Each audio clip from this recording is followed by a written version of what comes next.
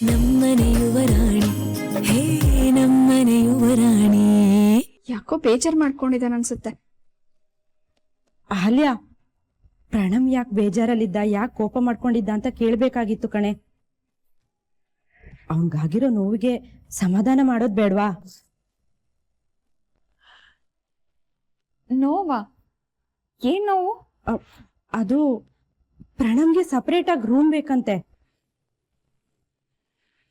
ನಾವಿಲ್ಲಿಗೆ ಬಂದ್ಮೇಲೆ ಪ್ರಣಮ್ ರೂಮಲ್ಲೇ ಇರ್ತಿದೀವಿ. ಅವನಿಗೆ ನಮ್ ಜೊತೆ ಇರೋದಿಕ್ ಕಷ್ಟ ಆಗ್ತಿದೆ. ನನ್ಗೆ ಯಾವ ರೂಮ್ ಬೇಡ, ನಾನು ಹಾಲಲ್ಲೇ ಮಲಗ್ತೀನಿ ಅಂತ ಕೋಪ ಮಾಡ್ಕೊಂಡಿದ್ದ. ಅಲ್ಲ, ಮನೆ ಯಜಮಾನ್ರಿಗೆ ಈ ಗತಿ ಬಂದ್ರೆ ಹೇಗೆ? ಹಾಗೆ ನೋಡಿದ್ರೆ ಮನೆ ಯಜಮಾನ್ರ ಲೆಕ್ಕದಲ್ಲಿ ಪ್ರಣಮ್ಗೆ 3ನೇ ಸ್ಥಾನ. ಪಾಪ, ಅವನ್ ಉಳ್ಕೊಳಕ್ಕೆ ಒಂದ್ ರೂಮ್ ಇಲ್ಲ.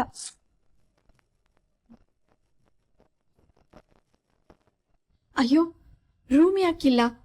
ಪ್ರಣಮ್ ನಾವಿದೀವಲ್ಲ ಈಗ, ಆ ರೂಮಲ್ಲೇ ಇರ್ಲಿ. ನಾನು ಮೀರಾ ಔಟ್ ಹೌಸ್ ಹೋಗ್ತೀವಿ. ಅಯ್ಯೋ, ಎಷ್ಟು ದೊಡ್ಡ ಗುಣ ಶಾಂಭವಿಯವರೇ ನಿಮ್ದು. ಅದನ್ ಪ್ರಣಮ್ಗೆ ಹೇಳಿದಿದ್ರೆ ಚೆನ್ನಾಗಿರ್ತಿತ್ತು. ಪ್ರಣಮ್! ಅಮ್ಮ, ಪ್ರಣಮ್ ಇನ್ನೂ ಚಿಕ್ಕವನು, ಅವನಿಗೆ ಸೆಪ್ರೇಟ್ ರೂಮ್ ಬೇಕಾಗಿಲ್ಲ. ಇರೋದಾದ್ರೆ ಅವನು ಮೀರನ್ ಜೊತೆ ಶಾಂಭವಿ ಅಮ್ಮನ ರೂಮಲ್ಲೇ ಇರಲಿ. ನಾನು ಸಾಕೇತ್ ಅವ್ರ ಹತ್ರ ಹೇಳಿಸ್ತೀನಿ, ಇಲ್ಲ ನಾನೇ ಪ್ರಣಮ್ಗೆ ಅರ್ಥ ಮಾಡಿಸ್ತೀನಿ. ಅಲ್ಲ ಕಣೆ, ಅದು ಅವನು. ಅಮ್ಮ, ಅದು ನಿಮ್ ರೂಮು, ನೀವು ಮೀರಾ ಅಲ್ಲೇ ಇರಬೇಕು.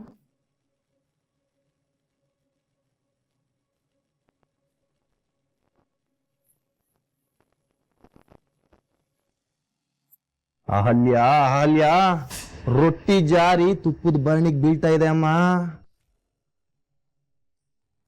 ನಾವು ನಿರೀಕ್ಷೆ ಮಾಡಿದ್ಕಿಂತ ಬಹಳ ಬೇಗ ನಾವು ಆಸೆ ಪಟ್ಟ ದಾರಿಗಳು ಕಾಣ್ತಾ ಇದೆ. ಅಂಥದ್ದೇನಾಯ್ತು ಚಿಕ್ಕಪ್ಪ? ಈಗ ಯಾವಾಗ ನೋಡಿದ್ರು ಕೊರಗು ಕೊರತೆ ಎರಡ್ರ ಬಗ್ಗೆನೇ ಹೇಳ್ತಾ ಇದ್ರಿ.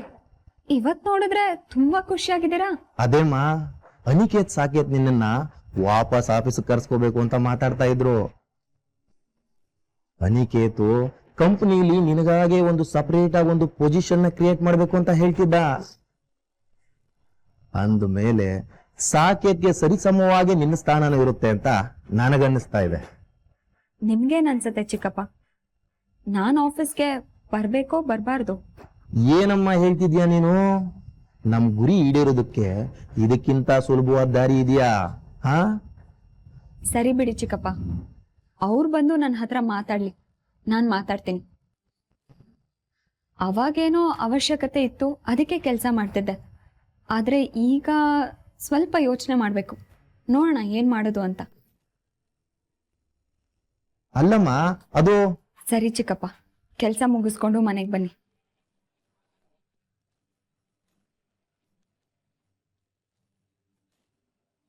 ಅರೆ, ನಮ್ಮ ದಾರಿ ಸುಲಭ ಆಗ್ತಿರ್ಬೇಕಾದ್ರೆ ಅಹಲ್ಯ ಯಾಕೆ ನಿರಾಸೆ ಮಾತಾಡ್ತಿದ್ದಾಳೆ?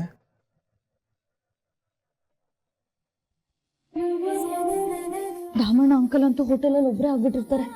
ಚಿಂಟು ಅಣ್ಣ ಸಿನಿಮಾ ಅದು ಇದು ಅಂತ ಹೊರಟ್ರೆ ಸಾಕು, ಹೋಟೆಲ್ ಕಡೆ ಗಮನನೇ ಇರಲ್ಲ. ಸಂಜೆ ಹೊತ್ತಾದ್ರೆ ಸಾಕು, ರಶ್ ಆಗ್ಬಿಡುತ್ತೆ, ಕಣ್ಮುಟ್ಟಕ್ಸಕ್ಕೂ ಟೈಮ್ ಇರಲ್ಲ. ಮೀರಾ, ಕಾಫಿ. ಥ್ಯಾಂಕ್ಸ್ ಅಕ್ಕ, ನಂಗೆ ಬೇಡ. ಮೀರಾ, ನಿನ್ಗೋಸ್ಕರ ಬಜ್ಜಿ ಮಾಡಿದ್ದೀನಿ. ಸಂಜೆ ಟೈಮಲ್ಲಿ ಬಜ್ಜಿ ಜೊತೆ ಕಾಫಿ ಒಳ್ಳೆ ಕಾಂಬಿನೇಷನ್. ಬೇಡ ಅಂತ ಹೇಳ್ಬೇಡ, ಚೆನ್ನಾಗಿರುತ್ತೆ, ತಿನ್ಬಿಟ್ಟು ಹೋಗು. ಅಕ್ಕ, ನಂಗೆ ತುಂಬ ಟೈಮ್ ಆಗ್ತಿದೆ, ಬೇಡ ಥ್ಯಾಂಕ್ ಯು. ಮೀರಾ, ನಿಂತ್ಕೋ. ಅದೇನದು ಪ್ರತಿದಿನ ಸಂಜೆ ಇಷ್ಟೊತ್ತಾಗ್ತಿದ್ದ ಹಾಗೆ ಹೊರಟ್ಬಿಡ್ತೀಯಲ್ಲ, ಅದೇನಂತ ಕೆಲಸ? ಕೆಲಸ ಇರೋದಕ್ಕೆ ಹೋಗ್ತಿದ್ದೀನಿ. ಅದೇ ಏನು? ಅದೆಲ್ಲ ನಿಮ್ಗೆ ಯಾಕೆ? ರಾತ್ರಿ ಹೊತ್ತು ಹೆಣ್ಮಕ್ಳು ಒಬ್ಬೊಬ್ಬರೇ ಓಡಾಡೋದು ಸರಿಯಲ್ಲ ಪುಟ್ಟ. ದಯವಿಟ್ಟು ಅಕ್ಕ, ನನ್ನ ಬಗ್ಗೆ ಇಷ್ಟೊಂದು ಕಾಳಜಿ ತೋರಿಸ್ಬೇಡಿ. ನನ್ನ ಸೇಫ್ಟಿ ಬಗ್ಗೆ ನನಗೆ ಚೆನ್ನಾಗಿ ಗೊತ್ತು, ನಿಮ್ಮ ಉಪದೇಶ ನನಗೆ ಬೇಡ. ಕಾಫಿ ಬಿಸಿ ಆಗಿದೆ, ಬಜ್ಜಿನೂ ಬಿಸಿ ಆಗಿರ್ಬೇಕು, ನೀವೇ ತಿನ್ಕೊಂಡ್ಬಿಡಿ. ಮೀರಾ,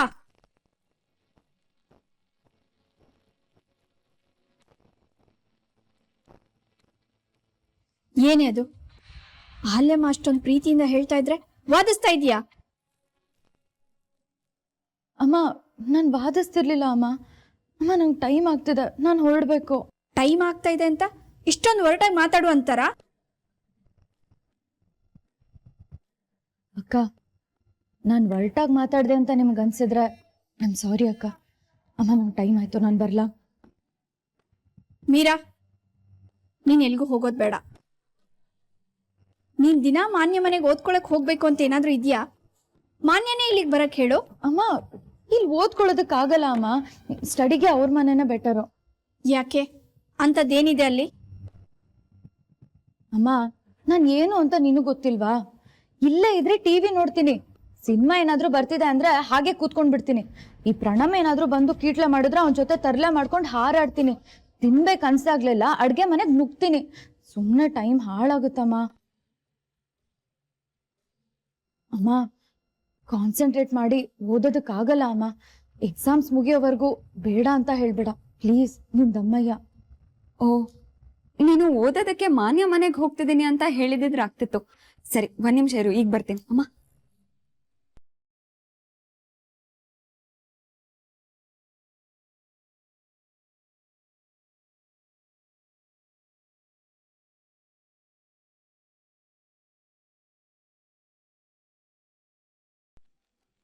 ಅಣ್ಣ, ಅದಕ್ಕೆ ಹತ್ರ ಒಂದ್ಸಲ ಮಾತಾಡು, ಖಂಡಿತ ಅವ್ರು ಒಪ್ಕೋತಾರೆ. ಆಗ್ಲಿ, ಮಾತಾಡಿ ನೋಡ್ತೀನಿ.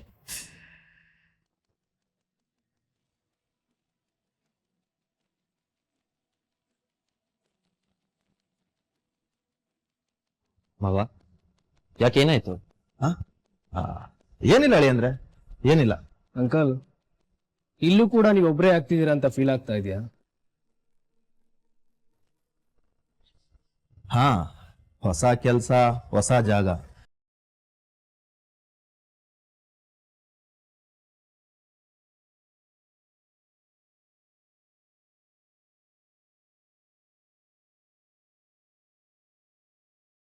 ನನಗ್ ಬೇಕಾಗಿರೋರು ಅಂದ್ರೆ ಯಾರು? ನಾನು ಇನ್ನ ಮಾತಾಡಿಲ್ಲ ಕಣೋ. ನೀ ಮಾತಾಡಿದ್ರೆ ಅದಕ್ಕೆ ಬೇಡ ಅನ್ನೋದಕ್ಕೆ ಚಾನ್ಸೇ ಇಲ್ಲ. ಅಂಕಲ್, ಅದಕ್ಕೆ ನಾ ರೀಜಾಯಿನ್ ಮಾಡ್ಕೋತಾ ಇದ್ದೀನಿ. ಅದಕ್ಕೆ ಬಂದ್ರೆ ನೀವು ಆರಾಮಾಗಿ ಮಾತಾಡ್ಕೊಂಡು ಕೆಲಸ ಮಾಡ್ಬೋದು. ಈ ಆಫೀಸಲ್ಲಿ ನಿಮ್ಗೂ ಕಂಫರ್ಟ್ ಇರುತ್ತೆ.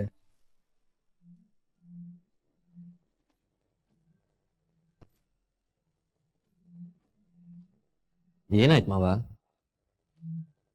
ಅಹಲ್ಯ ಹತ್ರ ಮಾತಾಡಿದ್ರೇನಪ್ಪ?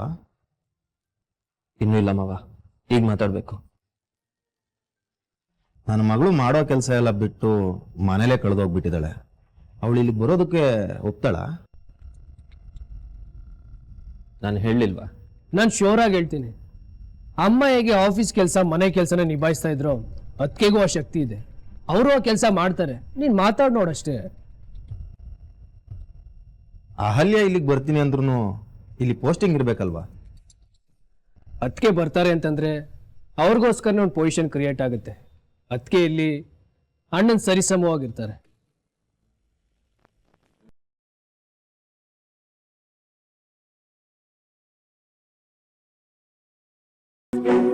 ಮೀರಾ, ನನಗೇನೋ ನಿನ್ನನ್ನು ಕಳ್ಸೋದಕ್ಕೆ ಮನಸ್ಸಿಲ್ಲ ಕಣೋ. ಮನೆಯಲ್ಲಿದ್ದೇ ಓದ್ಕೊಳ್ಳೋ. ಯಾಕಮ್ಮ ನೀನ್ ಹೀಗೆ? ಓದ್ಕೊಳ್ದಿದ್ದಾಗ ಓದ್ಕೋ ಓದ್ಕೋ ಅಂತ ಬೆನ್ ಹಿಂದೆನೆ ಬಿದ್ದಿರ್ತೀಯ. ಓದ್ಕೊಳ್ಳೋದಕ್ಕೆ ಫ್ರೆಂಡ್ ಮನೆಗೆ ಹೋಗ್ತೀನಿ ಅಂದ್ರೆ ಬೇಡ ಅಂತಿದ್ಯಾ. ನೀನು ಓದ್ಕೊಳ್ಳೋದು ಸಮಸ್ಯೆ ಅಲ್ಲ ಕಣೆ, ರಾತ್ರಿ ಹೊತ್ತು ಆಚೆ ಹೋಗೋದು ಸರಿ ಕಾಣಿಸಲ್ಲ, ಅದನ್ನ ಹೇಳ್ತಾ ಇದ್ದೀನಿ. ಅಮ್ಮ ಪರವಾಗಿಲ್ಲ ಬಿಡಿ, ಹೋಗಿ ಬರ್ಲಿ.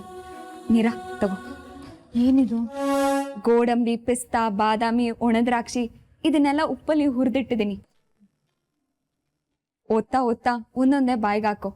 ಪ್ರತಿಯೊಂದು ನೆನಪಿನ ಶಕ್ತಿನ ಹೆಚ್ಚು ಮಾಡುತ್ತೆ, ಬಾಯಿಗೂ ರುಚಿ ಕೊಡುತ್ತೆ, ದೇಹಕ್ಕೂ ಶಕ್ತಿ ಕೊಡುತ್ತೆ. ಥ್ಯಾಂಕ್ಸ್ ಅಮ್ಮ, ನಾನು ಬರ್ಲಾ? ಟೈಮ್ ಆಯ್ತು. ಬಾಯ್ ಬಾಯ್ ಬಾಯ್ ಬಾಯ್. ಮೀರಾ ಮೀರಾ, ಅಹಲ್ಯಮ್ಮ, ಇಷ್ಟೊತ್ತಲ್ಲಿ ಆಚೆ ಹೋಗೋದು ಸರಿಯಲ್ಲ ಅಂತ ನೀವಾದ್ರೂ ತಡಿಬೇಕಾಗಿತ್ತು. ನಿಮ್ ಮಾತು ಕೇಳ್ತಾ ಇದ್ಲು.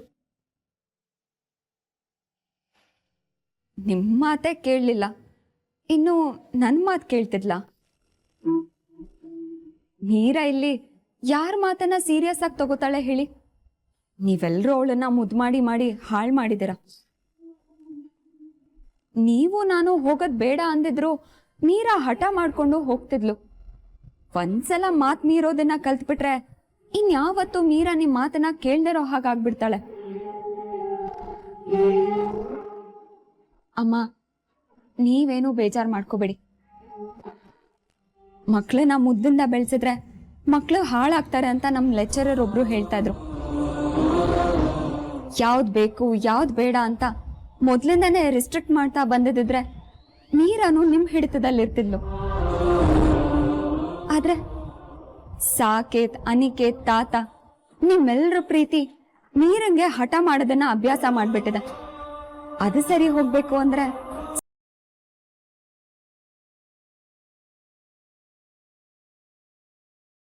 ನೀವೇನು ಬೇಜಾರು ಮಾಡ್ಕೋಬೇಡಿ ಅಮ್ಮ. ಇವತ್ತೇನೋ ಅರ್ಜೆಂಟಲ್ಲಿದ್ದಾಳೆ, ಹೋಗಿ ಬರ್ಲಿ. ನಾಳೆ ನಾನೇ ಅವಳ ಜೊತೆ ಮಾತಾಡ್ತೀನಿ, ನೀವು ಟೆನ್ಷನ್ ಮಾಡ್ಕೋಬೇಡಿ. ಏನಮ್ಮ, ನನ್ನ ಮಗಳು ನಿಮ್ಮ ಥರ ಜವಾಬ್ದಾರಿಯಿಂದ ಇರೋದನ್ನ ಕಲಿಬೇಕು.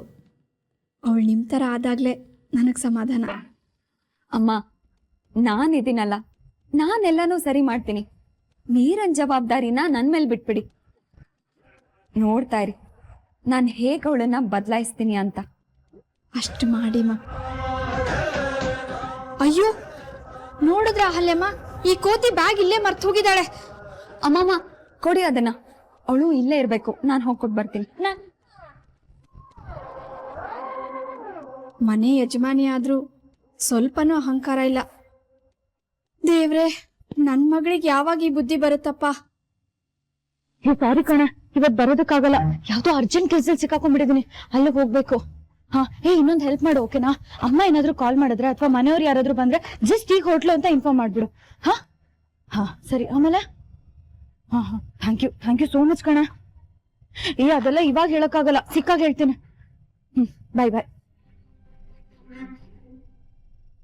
ಮದ್ವೆ ಮನೆಗೆ ಮದುಮಗನ್ನೇ ಬಿಟ್ಟು ಹೋದ್ರಂತೆ, ಹಾಗಾಯ್ತು ನಿನ್ ಕತೆ.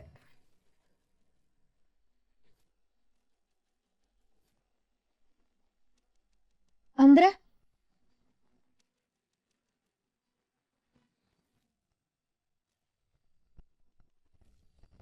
ಓದೋದಕ್ಕೆ ಅಂತ ಹೋಗ್ತಿದ್ಯಾ? ಬುಕ್ಸು ಬ್ಯಾಗು ಬಿಟ್ಟು ಹೋದ್ರೆ ಹೇಗ್ ಓದ್ಕೋತ್ಯಾ? ನನ್ ಬುಕ್ಸು ಮಾನ್ಯ ಬುಕ್ಸು ಒಂದೇ. ನಮ್ಮಿಬ್ರಲ್ಲಿ ಯಾರ ಹತ್ರನಾದ್ರೂ ಇದ್ರೂ ನಡೆಯುತ್ತೆ. ಸರಿ, ಚೆನ್ನಾಗಿ ಓದ್ಕೊ. ಅಮ್ಮ ನಿನ್ ಮೇಲೆ ತುಂಬಾ ಆಸೆ ಕನ್ಸುಗಳನ್ನ ಇಟ್ಕೊಂಡಿದ್ದಾರೆ.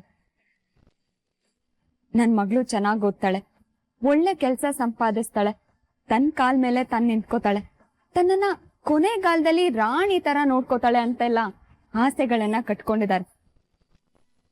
ಅವ್ರ ಆಸೆಗಳೆಲ್ಲ ಈಡೇರ್ಬೇಕು ಅಂದ್ರೆ ನೀನ್ ಚೆನ್ನಾಗಿ ಓದಿ ಒಳ್ಳೆ ಪರ್ಸೆಂಟೇಜ್ ತಗೋಬೇಕು. ಈಗಿನ ಕಾಂಪಿಟೇಟಿವ್ ವರ್ಲ್ಡ್ ಅಲ್ಲಿ ಎಷ್ಟು ಪರ್ಸೆಂಟೇಜ್ ತಗೊಂಡ್ರು ಕಡಿಮೆನ. ಓದೋ ನೆಪದಲ್ಲಿ ಅಲ್ಲಿ ಇಲ್ಲಿ ಸುತ್ತಾಡ್ಬೇಡ. ನೀನ್ ಚೆನ್ನಾಗಿ ಓದಿದ್ರೆ ನಿನ್ ಫ್ಯೂಚರ್ ಚೆನ್ನಾಗಿರುತ್ತೆ. ಮುಂದೆ ಯಾರ ಮುಂದೆನೂ ಕೈ ಚಾಚಿ ನಿಲ್ಲೋ ಸಂದರ್ಭ ಬರಲ್ಲ. ಥ್ಯಾಂಕ್ ಯು ಅಕ್ಕ. ನಿಮ್ಗೆ ನನ್ ಓದನ್ ಬಗ್ಗೆ ಒಂಚೂರು ಕಾಳಜಿ ಇಲ್ಲ ಅನ್ನೋದು ನನಗೆ ಗೊತ್ತು. ನಿಮ್ ಚಿಂತೆ ಏನಿದ್ರು ನಾವ್ ಮಾಡಿರೋ ಸಾಲದ ಬಗ್ಗೆ. ಅದನ್ನ ನಾವ್ ತೀರಿಸ್ತೀವೋ ಇಲ್ವೋ ಅನ್ನೋ ಟೆನ್ಷನ್ ಇದೆ ನಿಮ್ಗೆ.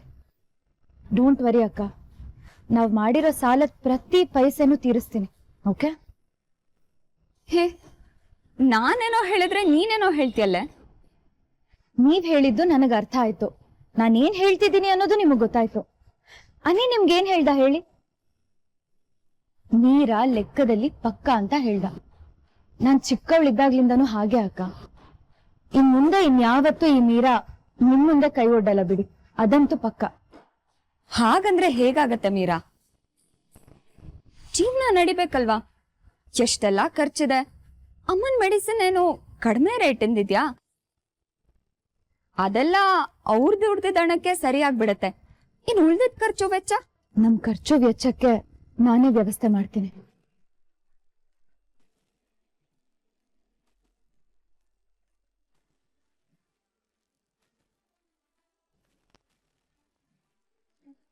ಇವಳು ಏನೋ ಮಾಡ್ತಿದ್ದಾಳೆ.